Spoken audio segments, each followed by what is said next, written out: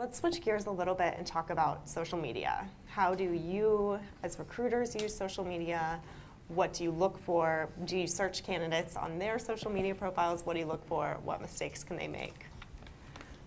So many possible mistakes can be made.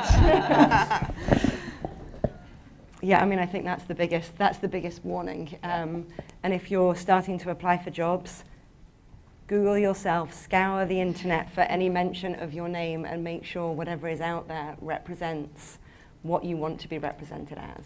And so be really, it's a branding exercise. So, if you look at yourself and there's not enough out there, or it's not professional, or it's not geared towards what you want to go into, how can you increase your profile and your presence online? That's huge. People have had offers rescinded based on information found online. If you're putting a blog together, make it really good.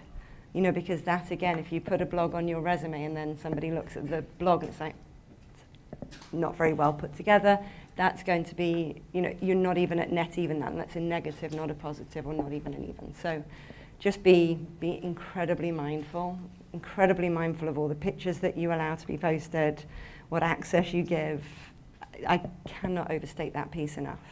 I think about it like a lot of the roles are content creation related roles, right? And how you think about the content that you are creating for yourself.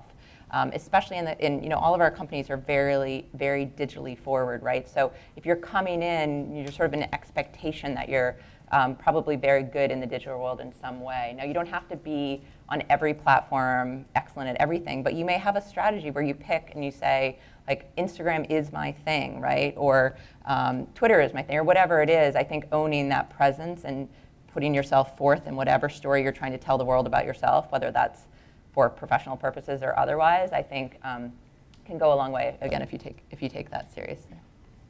It is challenging to differentiate between your personal life and your professional life. Inevitably, they do collide, and many of the jobs, particularly in the content side, expect you to have a social media presence to continue on with that aspect of your job, whether it's a social editor or whether you're doing writing or producing. It's not unusual that you will have to develop that personal part. You should be very clear about where one stops and the other begins. Because we all do look. I mean, inevitably, everybody is looked at and pursued, or not pursued on occasion.